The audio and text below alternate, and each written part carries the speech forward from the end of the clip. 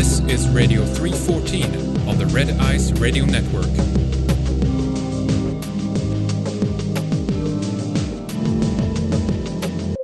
Welcome, everyone. This is Lana. Thanks for joining me. You will love, well, at least I hope you will, the interview with my next guest, Ali Abadi, who is of Iranian origin. He has a science background and is obsessed with classical music. We're going to discuss his short book called On Martial Arts, Zen, and the Blue-Eyed, Red-Bearded Barbarian. Was the founder of Shaolin Kung Fu Chinese? Was Zen Buddhism created by a Japanese sage? Did you know that original descriptions and writings from China and elsewhere describe Buddha with European and even Nordic features? Did you know Caucasians roamed the Tarim Basin 1,000 years before East Asians? We'll discuss this and much more, so get comfortable because you're about to hear of an Indo-European descended wanderer into the Far East named Bodhidharma, the red-bearded barbarian, a venerated man in the Orient. Ali, welcome to the program. Thank you for having me.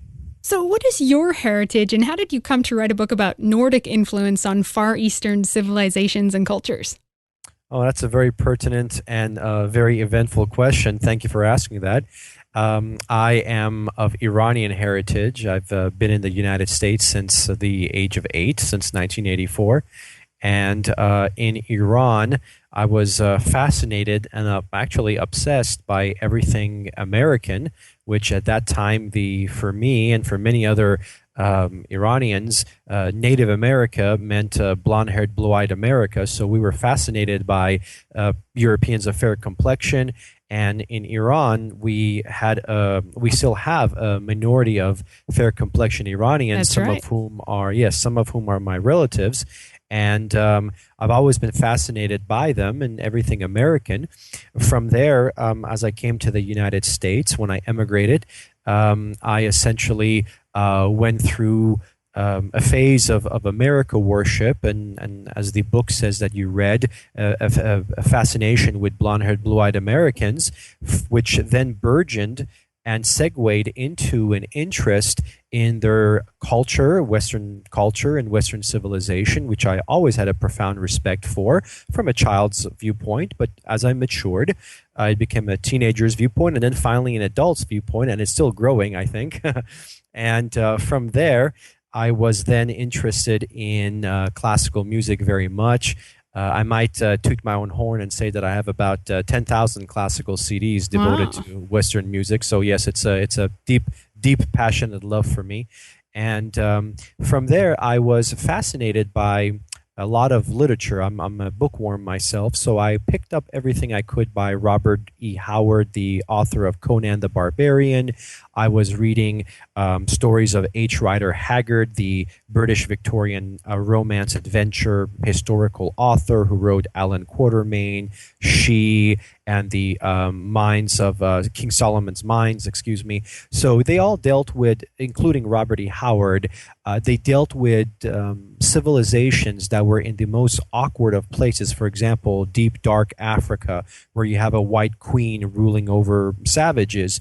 And you also had instances where Conan goes to the jungles and he finds ruins and he finds the leadership who are essentially mixed or some sort of mulatto-esque creation or result of an ancient, higher, more advanced people. So this kind of stuff was the stuff of science fiction, but essentially, and fantasy, but essentially I later found out that as I segued into nonfiction, specifically the works of Thor Heyerdahl, I noticed that this was a theme that many of these adventurers and these great imaginative fiction authors had purloined from nonfiction authors, archaeologists, and whatnot.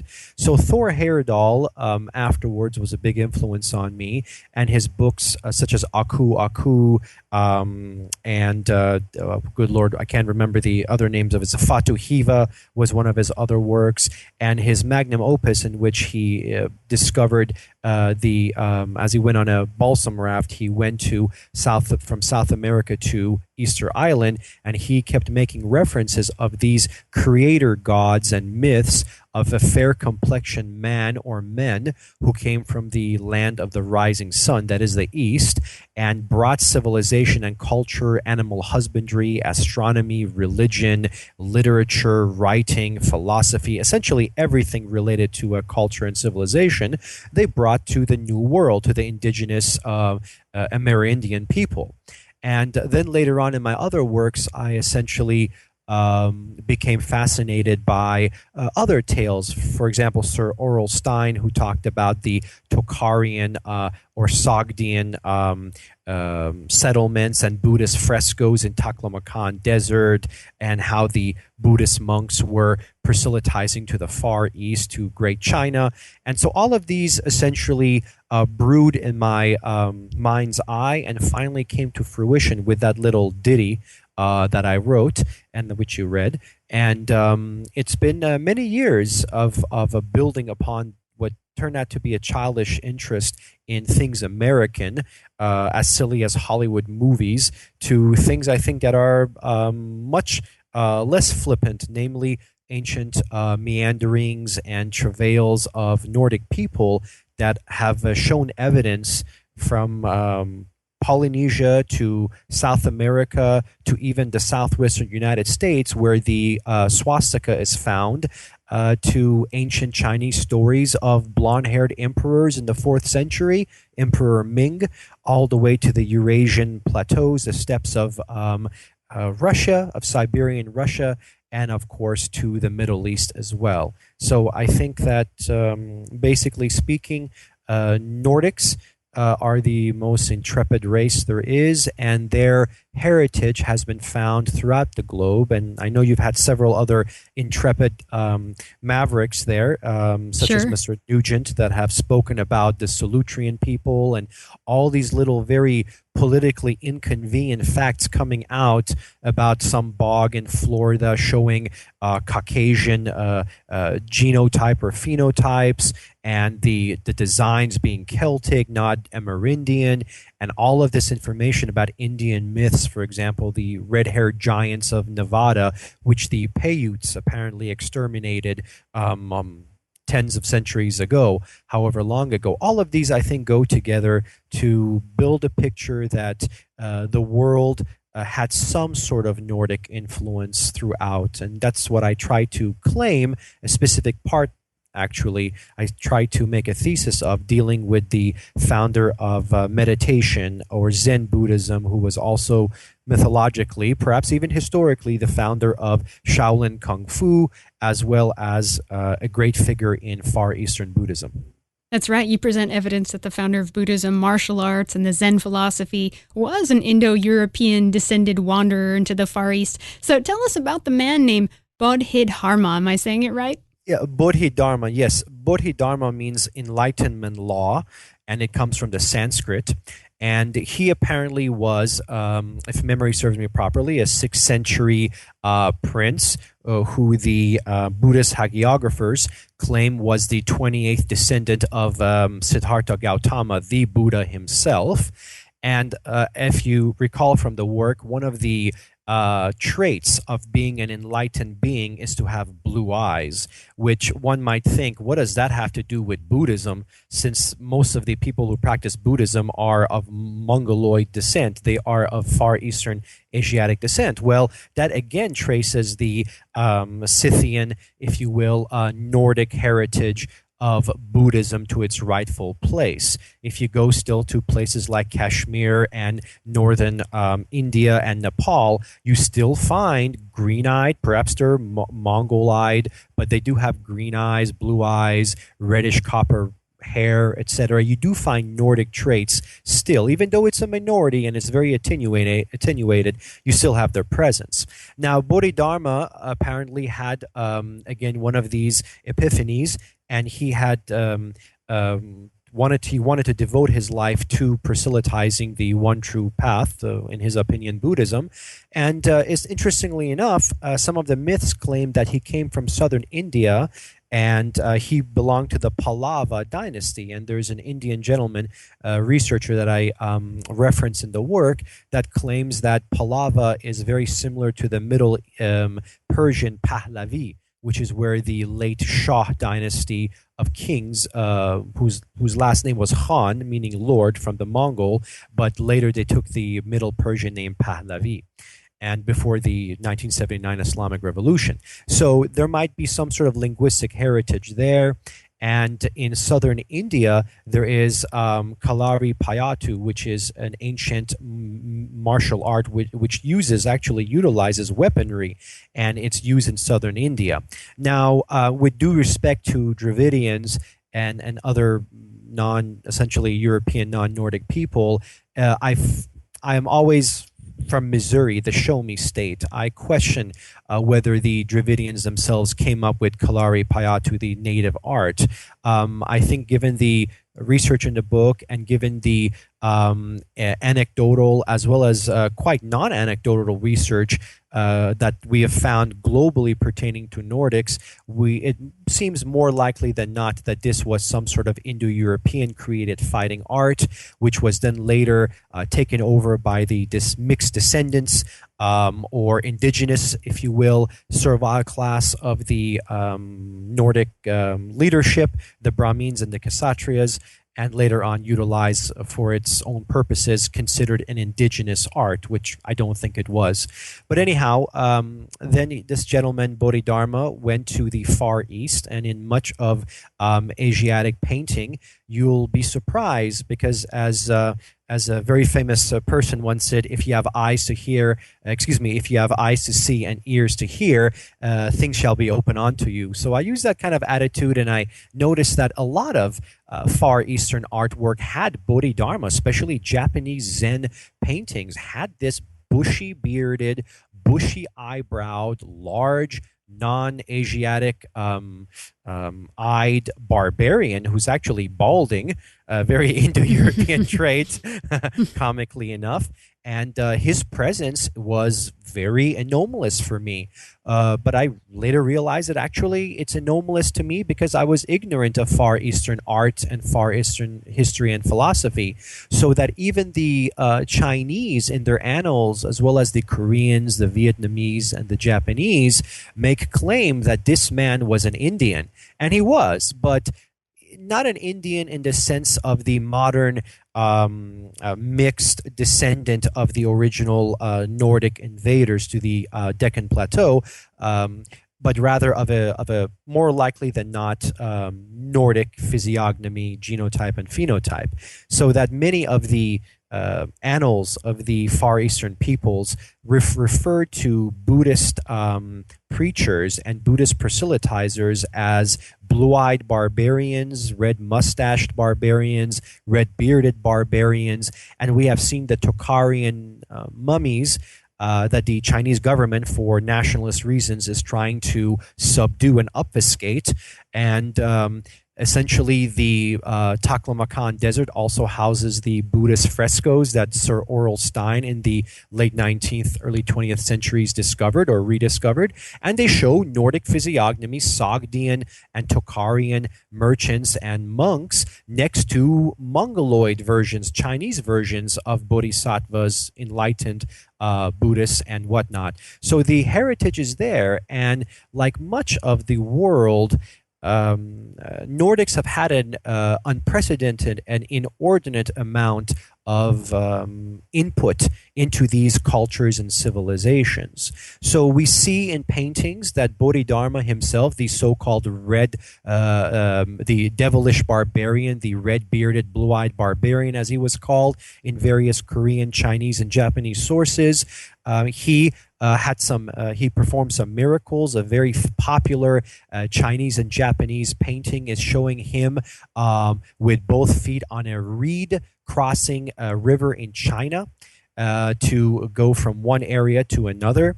He apparently met a Chinese emperor, had a very portentous dialogue with him where the Chinese emperor said, I have built all these monasteries, I have translated sutras from Pali, a Sanskrit derivative, to Mandarin or whatever the ancient Chinese dialect was back then. What will I get? And Bodhidharma says, nothing. None of this means anything except your personal salvation, which you cannot win simply by giving goodies to various people. It must come from within.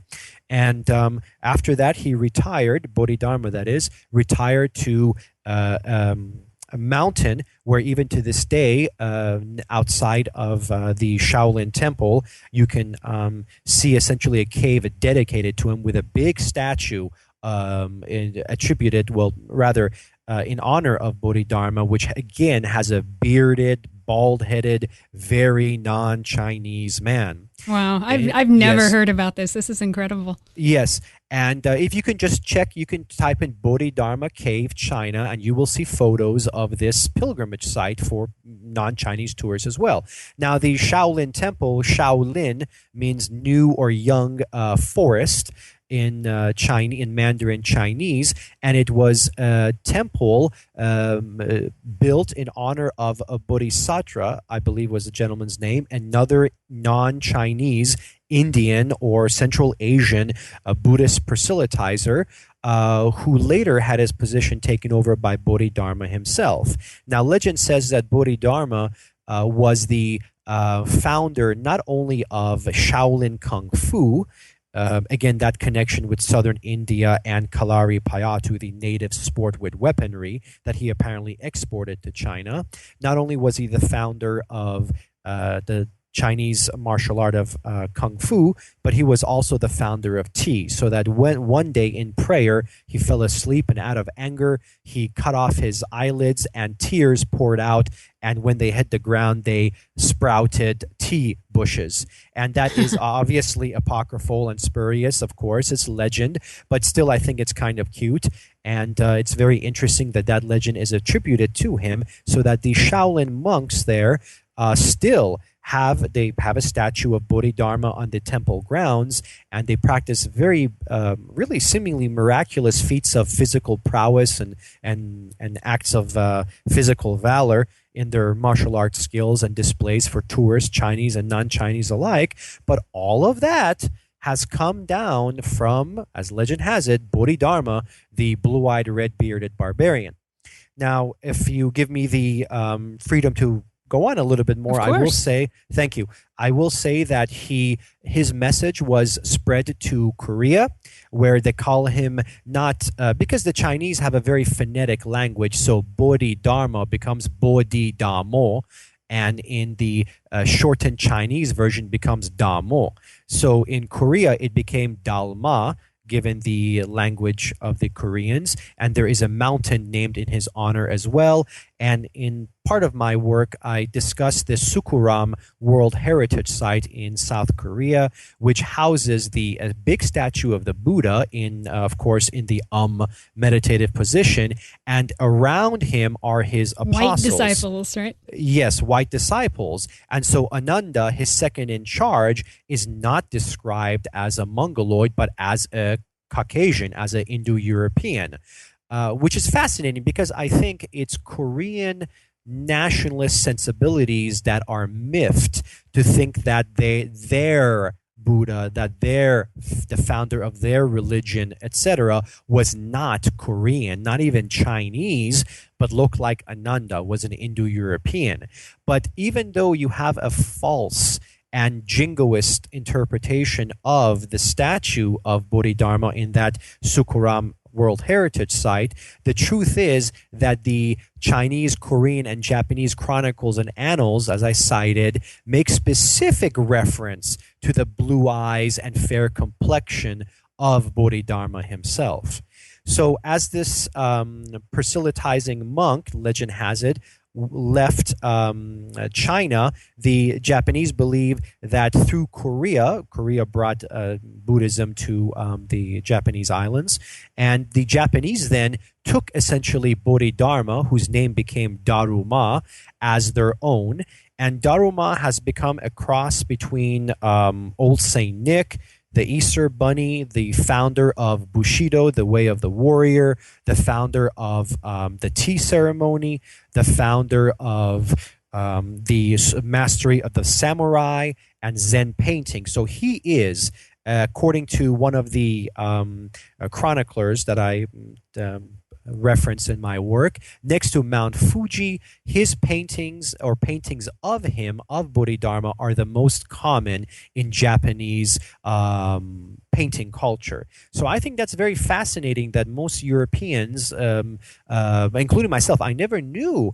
that Daruma or Bodhidharma had such a profound effect on these great culture civilizations, and specifically the Japanese, who view this man as more than just a preacher of meditation or Zen Buddhism, which, by the way, has its coevals in both, actually in China, Korea, and Vietnam. In Vietnam, one of the founders of Zen, or its version of Zen Buddhism, came from India by the sea route, and he was a half Sogdian, half Vietnamese preacher. And Sogdians are depicted as Nordics. They are an Indo-Iranic people, who are depicted as Nordics in the Taklamakan desert, in the frescoes thereof, in the grotto that house their paintings. So what you find throughout Southeastern Asia as well as Eastern Asia is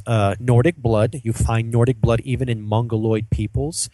There's some claim by a German biographer of Genghis Khan that he came from a tribe called the Gray-Eyed Men, that Genghis Khan himself and his progeny had Nordic blood. You can still find pre-Russian influenced Mongols who have fair complexions. You find stelae and various monoliths that no Mongol has ever created and no Russian colonist in the 18th or 19th century ever created. But you're talking about creations spanning well over a millennium ago. And essentially, to answer your question in short, Bodhidharma has had a profound influence on Far Eastern culture and civilization and everything that is attributed to them. Oh, it's just fascinating. I'm really enjoying hearing this. But in your book, you cite many sources, including artwork like you've been discussing, that confirms that the propagators of Buddhism came from the Western regions, as the Chinese say. So let's talk about modern depictions of Buddha as Mongoloid versus the more ancient sources. When did this switch happen that you know of? Yes. Now, I am no expert in art history in any stretch of the imagination.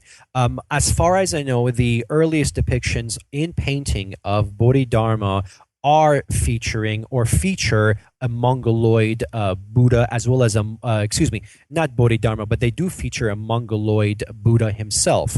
However, there are some paintings as far as late as the 13th or 14th century that do depict the Buddha as non-Chinese.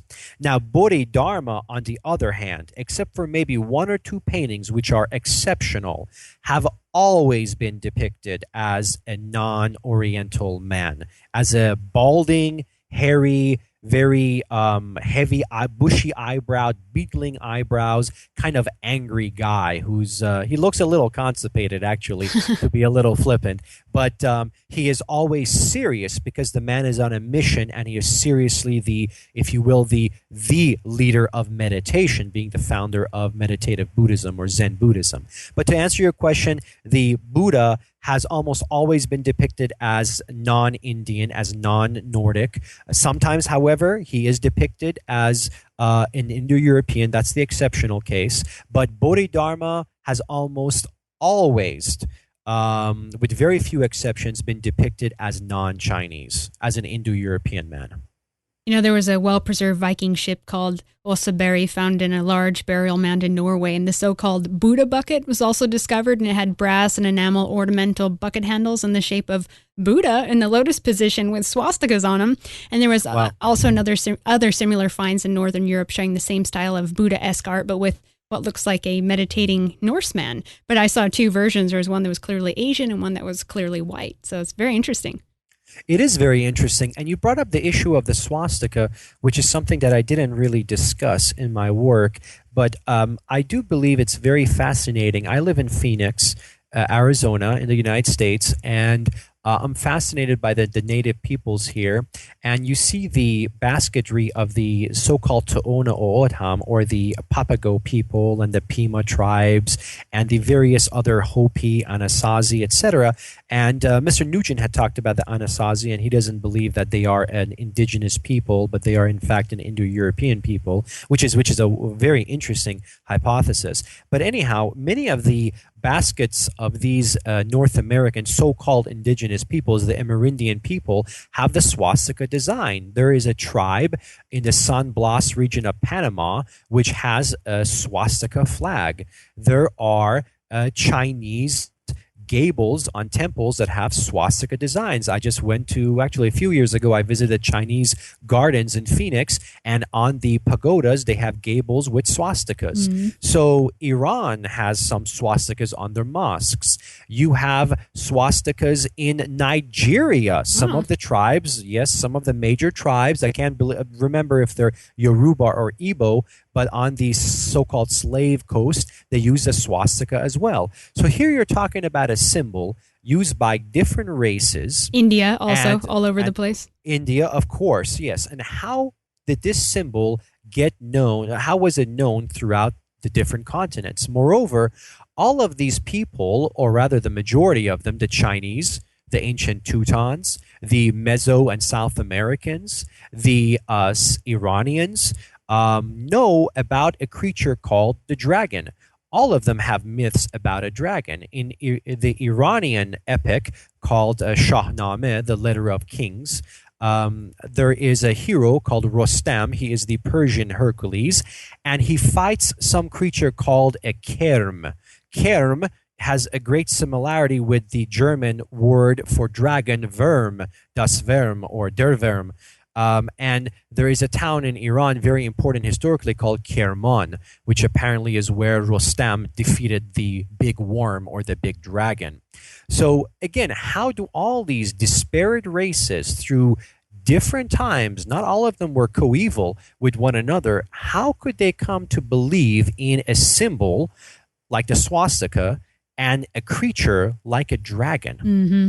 Exactly. So what this tells me, in my opinion, perhaps I'm a partisan, perhaps not, but I think that given my research and given what I have read by greater minds, such as Thor Heyerdahl and company, I think that there was a seafaring, or there were seafaring people of a Nordic strain, excuse me, who were able to go throughout the world, colonize, bring civility, culture, and civilization, and spread the knowledge of their cultural motifs and their cultural and societal idiosyncrasies, such as the dragon, such as the swastika, etc.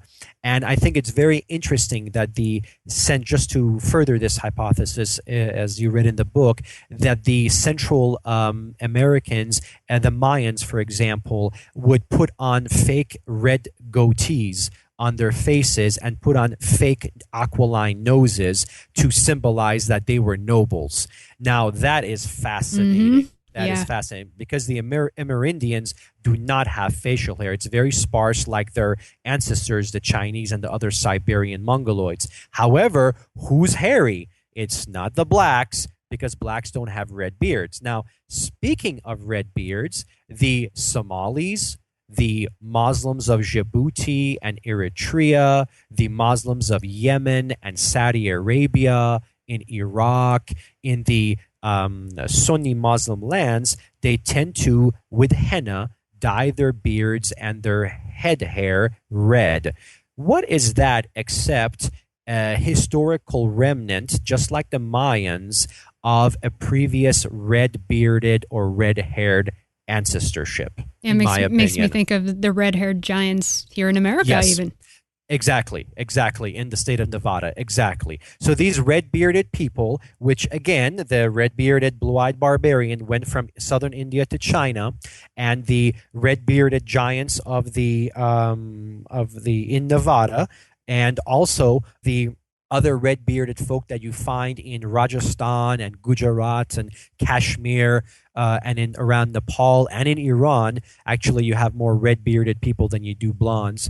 even though they're still a minority, you find these traits. You find these, I guess, for lack of a better term, Celtic physiognomies, but Nordic nonetheless. You find these Nordic Indo-European peoples throughout, and the fact that these semi-Negroes of the east coast of Africa dye their hair red and their beards red. There's nothing in Islam about dyeing your beard red, but they do because it's cultural baggage, because their ancestors or at least their overlords had these physiognomies. Even one of the works of Thor Heyerdahl, I believe it's Fatu Hiva, I'm not quite sure. He talks about the Maldives and how the Maldivians, who are a Dravidian Muslim people, believe that the monoliths strewn across their so many islands were built by blue-eyed, red-bearded sailors and culture creators. So again, the myth is there. The myth is also on Easter Island, where the ruling class has elongated ears. That's why you find the Buddhists with elongated ears. The Incan nobility had elongated ears, kind of like this new popular gauging of the earlobes that you find in the punk scene in America and Europe. They would do that to their ears, and that was a sign of enlightenment and nobility. And the lighter complexion people, according to Heyerdahl's findings, were the ones with the elongated ears. They were lighter, they were more European, you had fair features, and the darker ones with the flatter noses, the shorter appearances, etc., lack those elongated ears. So I think that all of this ultimately comes together, and it shows that the Nordics were present, or at the least touched terra firma in all these different continents, and left their indelible marks of a higher culture and civilization throughout these various races and peoples throughout different times. I like how you say we must approach these matters from a scientific and historical perspective and not political, because science and history today that doesn't fit the politically correct narrative is deemed racist nowadays. So if I were to come out and talk about this, people could say, but you're a white supremacist if you think that, right? Yes, they will. They, of course, will. But, of course, given my last name of my name of Ali Abadi, and my appearance is a little more difficult. So you can get away with it, yeah. I can get away with it. And what I'll do is I'll shave the 5 or 6 copper red hairs I have in my beard and say, hey, I don't have anything. I don't have anything here going. But no, like many other countries, this is very interesting because there is a great deal of disingenuousness and hypocrisy involved in people who say racism and white supremacy, and Iranians are guilty of this too, because they vote Democrats, but their hearts beat Ku Klux Klan. Many of them voted for Obama, but they don't want a black neighbor. So this is the hypocrisy in many of these immigrants. Now, in Iran, to this day, just like throughout Central Asia, throughout Pakistan, Afghanistan, Bangladesh, India, all of these regions that have ancient Nordic blood. And when I say Indo-European, I really mean Nordic blood, fair complexion people.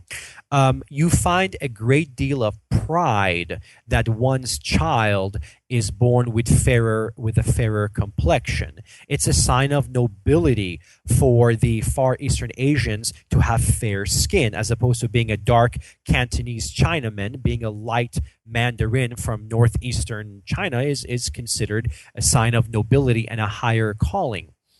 And in Iran, green eyes are constantly raved about. Blue eyes, most definitely. I remember my mom telling someone, a friend, that, it's been a pleasure meeting you. Thank you. You have the most beautiful blue eyes. It was absolutely extraneous to the salutations and to the goodbye, etc. But she said, you have the most beautiful blue eyes. And he had beautiful, steely blue eyes. He did.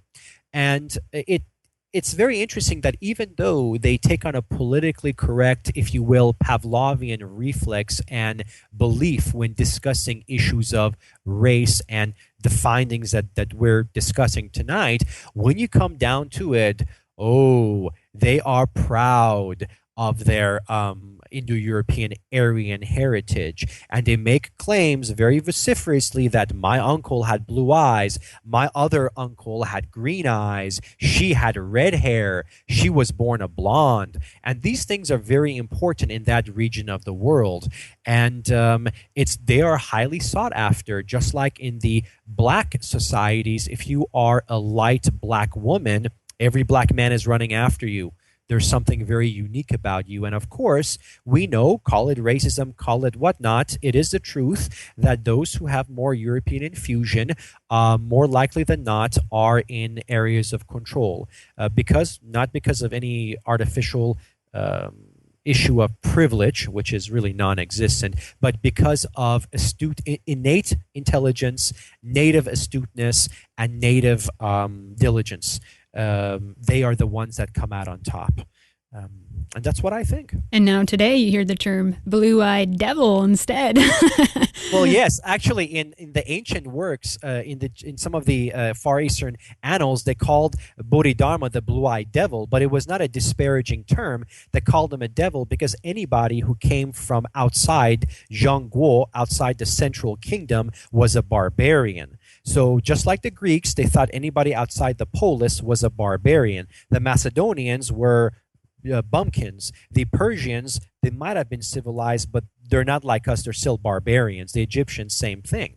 But what's interesting too, and I remember reading about this someplace, that if you remember, if you recall, the very famous Japanese director of the Seven Samurai, Akira Kurosawa, I believe was the gentleman's name, and he in that great movie, the Japanese movie called The Seven Samurai, you see some depictions, and I highly recommend watching that concerning a discussion that we're having today. You see some of the Japanese, there's a Japanese nobleman, a very young man, and you look at his face, he does not look Japanese. I swear to God, he looks like very, very much a European, very fair complexioned, a kind of aquiline nose, very delicate bone structure. He is not your flat-faced coolie from Canton or Guangdong province, China. He is very refined, very European looking, very delicate and fragile and gracile.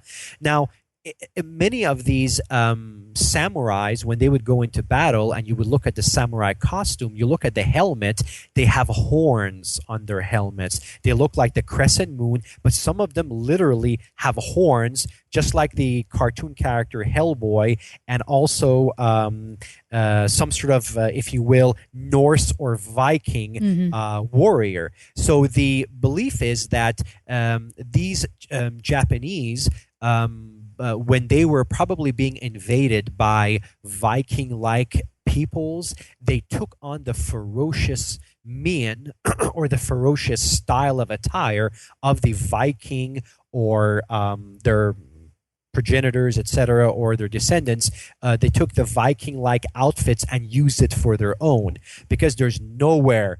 You know, you look at the Japanese and you look at the Viking costumes with the horns on their helmets, and you say, where did the Japanese get that? What year would this be taking place? This, I believe, is in probably the Middle Ages of European civilization. So I think 1000, 1100, 1200, maybe a little later in Japanese society. I'm not an expert on the time on this subject, but I just found this very interesting. I just found it very interesting and perhaps more than just coincidental. And here's something else. If you look at the guardian spirits of the Chinese temples and these Tibetan murals or artwork where they show these evil spirits or aggressive spirits defending a temple, they usually have bug eyes. Their eyes are bugging out, and they have elongated noses, and they have very un-Chinese, un-Oriental physiognomies. It could be that the Central Asian hordes, who were Indo-European, like the Xiongnu, the White Huns, that they built the Great Wall to guard against, were encroaching upon the territory, and Chinese nightmares and historical fears are grounded upon these big-eyed, scary devils, blue-eyed devils, so that their guardian spirits used to scare evildoers from entering the premises have these European eyes and these European noses. There's even Japanese Loki-like character, a little impish character. I believe his name is Tegu, Taegu. I'm not quite sure. Memory doesn't serve me properly here, but he has a very long Pinocchio-like nose, which is a very un-Japanese trait. And the Japanese, as you know, with the Ainus, they are a people. They are actually one of the top growers of facial hair in the Oriental world, in the Far Eastern world. And I have seen many Japanese men that can grow full beards, full mustaches. The Koreans less so. The Chinese much less so. But the Japanese are something else, and it's not for nothing that they are the most advanced Far Easterners of all the advanced Asiatics, a very noble people, and I think that's due to ancient Indo-European admixture. Wow. Have you looked into the similarities in some of the ideas of Zen Buddhism with Norse mythology, what we know of it anyway? Oh, no, unfortunately, I have not. But I have noticed, and there's a reference to one of the Zen paintings in the work, that the Bodhidharma is said to, or one of the Zen Buddhist statements is said to have stated, in order to find Buddha, look into yourself. And that's like what Jesus said in Matthew, the kingdom of heaven is within you. So I am not by any stretch of the imagination an expert or even in any shape or form knowledgeable about Norse mythology, but that is a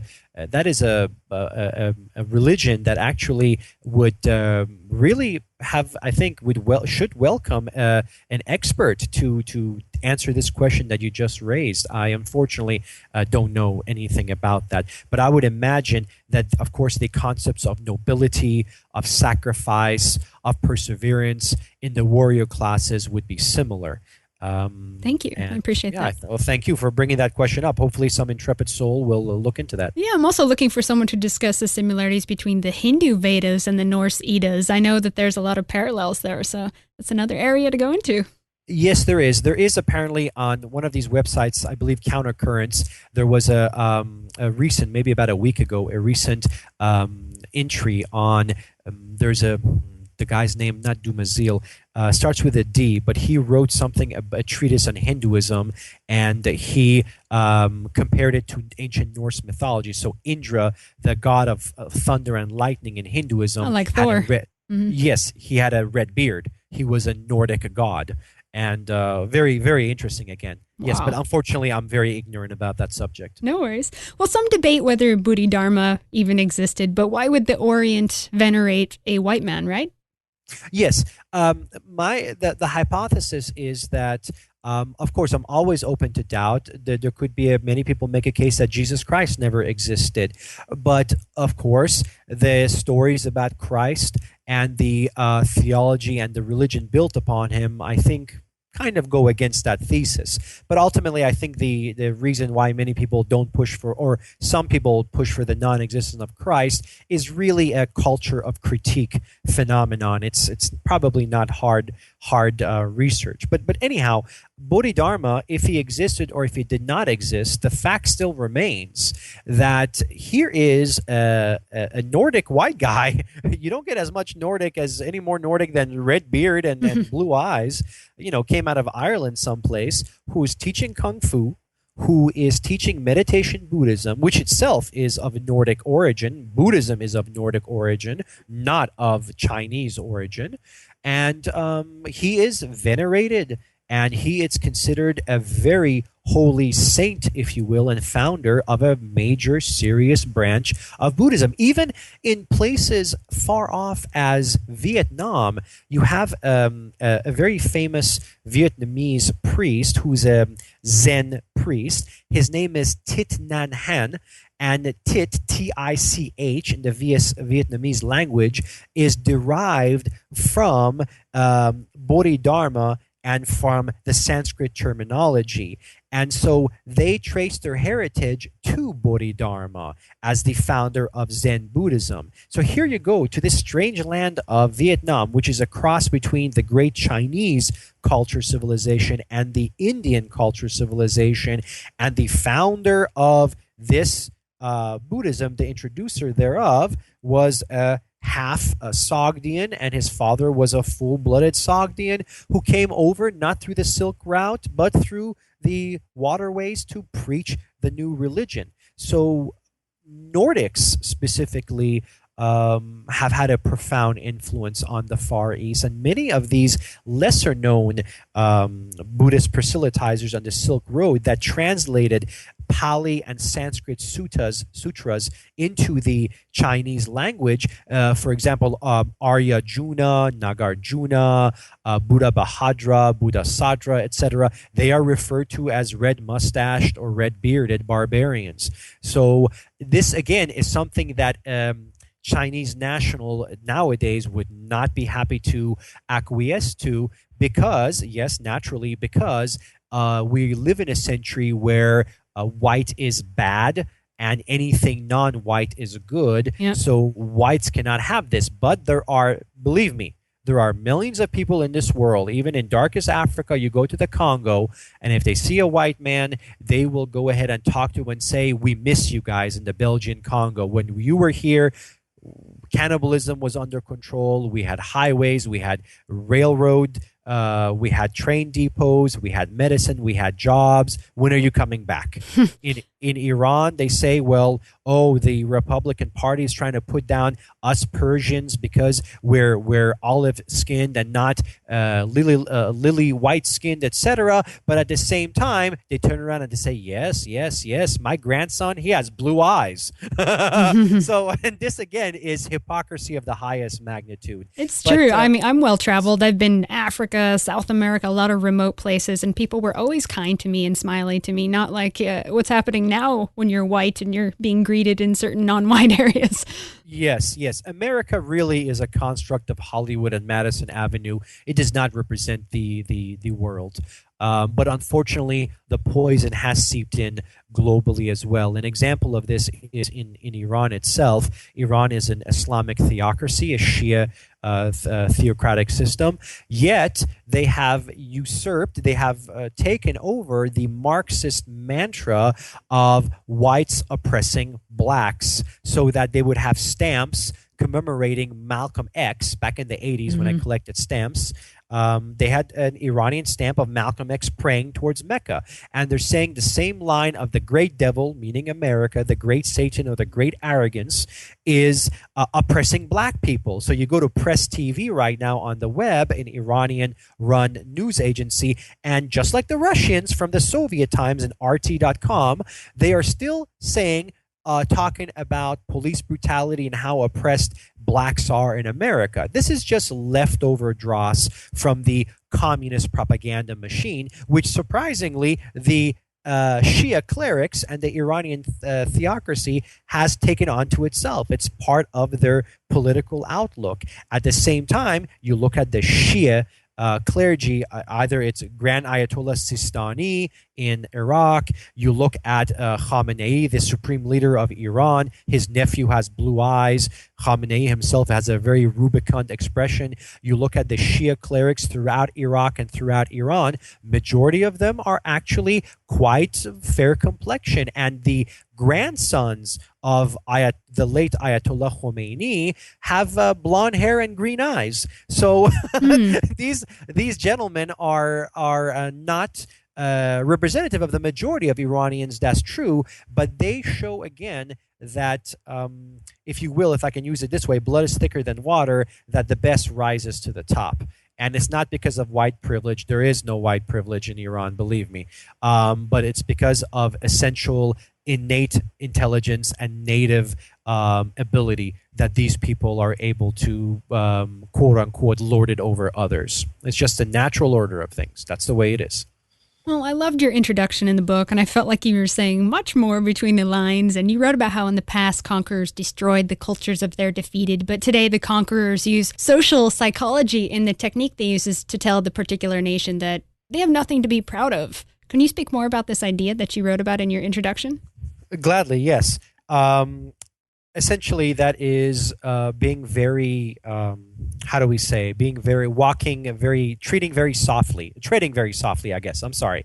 Treading very softly, not to upset the apple cart, because I too must live. And essentially, yes, what we have nowadays is an inverted world where the truth of the matter on racial terms and racial creativity and achievement and previous accomplishments have been dimmed, have been darkened, pun very much intended, to represent the inversion of reality, so that you have such absolutely asinine, farcical claims that the original inhabitants of the Indian subcontinent, the Dravidians, were the real Aryans. I have seen Indians, and when I tell them I'm Iranian, they say, "Oh, we're brothers," and he's very, very swarthy and flat nose and all. He says, "We're Aryans." And I just, nod my head. I said, yes, yes, yes, yes, yes. I don't want to be rude. I don't believe in hurting people's feelings. I'm not a mean guy. But honestly, in my heart, no, actually, the Nordics were the Aryans that came over. And you have, again, the belief in Iran that, well, we're Aryans too. And a recent researcher, an Iranian researcher in the UK, did work on, he's a geneticist, and he found that the overwhelming majority of Iranians don't have Indo-European genes. That means they are very denatured as far as their contact with Europe. Now, of course, Iranian is by far closer to a Dane than a Dravidian is to a Dane. However, the distance is still there through centuries of miscegenation. And even though the remnants are still there, you can still see it in bits and pieces, sometimes in whole parts, but still, overwhelmingly, it's denatured quite a bit. Now, Iranians say that, and of course, the farcical, probably the most laughable claim, and I'm being very serious here, is the claim of the Afrocentrists, who, when I just hear their stuff, I just walk away. I really have no patience for such monkey shines, excuse the pun. But anyway, the belief that they are Nubians, the belief that they built Egypt when in fact they were slaves, and there's a stela by Sesostros III, I believe, in the 1900s BC, that says that no black, no Nubian shall pass here unless he is a slave. And so, of course, it goes against what they say. All of these claims are nonsensical. Now, away from the ludicrous notion of the African having built a civilization, because even the great Zimbabwean ruins of modern-day Zimbabwe, even though the soapstone falcon is the symbol of the Zimbabwean currency, or lack thereof, after what Mugabe did, that symbol they claim as a symbol of the Matabele people. But it's not Mugabe's people that created these. It's some sort of Phoenician, probably Semitic, mercantile people, or perhaps an Indo-European people, etc. Essentially a white people that built even that and mined the gold out of Matabele land in modern-day Zimbabwe. It's nothing negroidal about it. Nothing, absolutely nothing. And sub-Saharan Africa is well known for its lack of civilization. No written language, no nothing. So if they do not make these absolutely absurd claims of Afrocentrism, the bottom line is they try to reduce and obfuscate and deny Indo-European or so-called white historical achievements. And these are prehistorical achievements. You can still see and read the papers and read between the news articles of Ramesses, the pharaoh, having blonde hair. And yes, he had blonde hair. He was a dirty blonde of some sort. So this kind of real history or revisionist, actually we're trying to revise it to fit in with the truth, has been denied to people of European heritage in North America because of Hollywood. And I have seen many Soviet movies, and some of them actually, if they don't have a very strong communist theme, they have a Russian theme, especially after what they call the Great Patriotic War. They're very touching, clean movies. I have seen National Socialist movies. I have seen movies from different regimes. I've seen some North Korean movies even, but no one is as adept and as if you will, successful in manipulating through wonderful productions of movies as Hollywood. Mm-hmm. Hollywood has done more to change and destroy a successful breed of people than any other phenomenon in the history of the world. By movies, you manipulate people's worldview. And their worldview, since the purveyors of Hollywood have decided to sick it on the Nordic peoples of America, the true Native Americans, blonde-haired, blue-eyed people, the Nordics now are in absolute disarray. Now, of course, I think in many ways Western civilization was in senescence, and it had major problems even before Hollywood, etc. But Hollywood accelerated this diabolically at a horribly quickened pace. Moreover, Hollywood has been so diligent and successful in its manipulation. And here you have a people that welcome their disenfranchisement, their minorification at the hands of people that want to slit their throats and gang rape their daughters. I know, it's amazing. It is amazing, and it is sickening beyond reckoning. And I hope to God that the situation will change 180 degrees. My fingers are crossed. I'm no prophet. I don't know what's going to happen. I have kind of a dim view of things. But anyway, I do hope that there is some sort of resurgence and renaissance in European peoples. I have been to Europe twice before. Back in '98, I toured for about 5.5 weeks, and about 2 years ago, a little over 2 years ago, I toured Central Europe. And to see the sights that I saw, to eat the food that I ate, to see the people that I saw, it really is. It is like a rare species, a rare, beautiful species of bird or of mammal, if you will, or butterfly that is going extinct, and no one dares raise a fuss about it. And I'm not saying I support this people because, hey, they put me on welfare, or hey, I can drive their Audi, or if I could afford it, or their BMW. No, it's not for personal reasons. I think it should be able to exist for its own sake, because its existence is vouchsafed by the fact that it exists, and it must have the right to exist. And furthermore, it actually has done a lot more good than any other people out there, and everyone turns to their music, classical music. I have, and I think if I've ever heard the voice of God on this earth, it's through classical music. And for me, Western culture, Western painting, Western literature, the Western people are beautiful. Men of all races look to white women, Nordic women, as the epitome and acme of beauty and pulchritude, and that's true. Nordic men are desired by many non-white women throughout the globe. They want white babies, and again, that's for a specific reason. Nordic men are the most handsome out there, in my opinion, and in the opinion of many other people and many other, again, different races and disparate peoples. And it is a shame that this people, the European people, are essentially glorying in their own denigration and in their own suicide.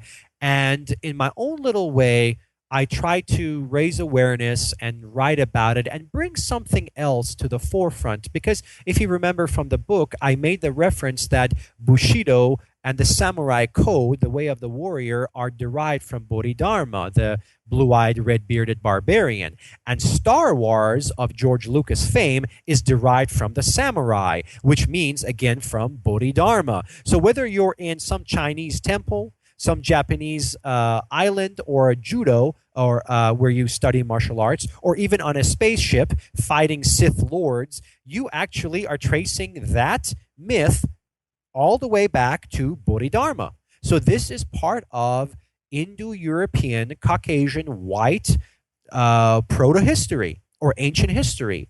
And even before that, with the writings of Thor Heyerdahl, you have a people that have created so much in this world who are in such an absolute state of degradation and spiritual self-loathing that I can only shake my head in disbelief. I am really at a loss of words as to how brainwashed European Americans have become and how self-despising and self-hating they have morphed into. It really is a sin and crime against life. Ollie, thank you so much for saying all these words. It's very inspiring, and it means a lot to me that you're vocal about this and speaking up about this, and I can't tell you how much that means to me. Thank you. Ollie, please let people know where they can get your book. It's a must-read. Yes. My book, Ali Aliyabadi, Aliabadi, sells for a grand total of $2.99. And I think I will make off about $1 or $1.50 of the book sales. So I'm living it up. And your money does go to help me purchase and expand my testament to Western culture through music. Essentially, I just spend it on some CDs. It's just pocket money. What I really want, because it's so cheap and it's available on Kindle through Amazon, just type in Zen or martial arts or blue or red, and my name, Ali, A-L-I, and you'll see it on Kindle, and you can purchase it there for $2.99. And again, I'm only making about $1 off it. It's very cheap, and I want it to be accessibly inexpensive because I want people, and I don't care if you make illegal copies and you sell it to your buddies and you try to wake people up. I don't think this will wake people up in any shape or form, but I believe perhaps, God willing, it has some sort of domino effect that it might spur on some sort of interest in the reader. In a few years, in a few months, what have you, that reader might delve into another subject and he or his or her awakening will occur. Again, I hope you enjoyed it. I have a science background, so it's very meticulous in its references and citations. I use original sources at times and then translated sources because I don't speak nor read Korean, Japanese, nor Chinese of the archaic variety. But you'll find it pretty interesting, and you can always go ahead and get a hold of me through my email address as well. Really, I encourage the listeners to buy a copy. It's only $3 and it's a download. It's a short, highly interesting read. I was disappointed that it was only 40 pages, but it will take you into other rabbit holes of suppressed history. And it's been a different kind of awakening for me. So I really appreciate it. A big thank you, Ali.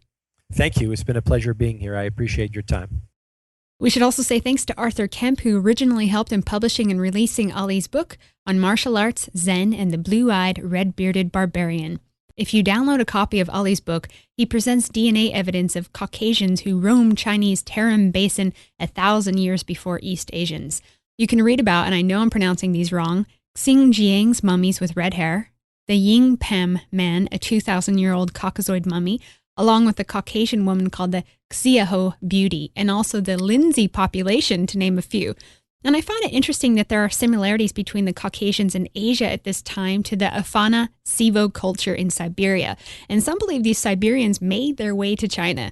We have so much to learn about our European history. If you're listening and you know of other interesting Caucasoid finds that have been omitted from the history books, please get in touch with me. Let me know so we can talk about it on Radio 314. If you like what we do and you want to help support our projects, please sign up for a Red Ice membership to access all our material.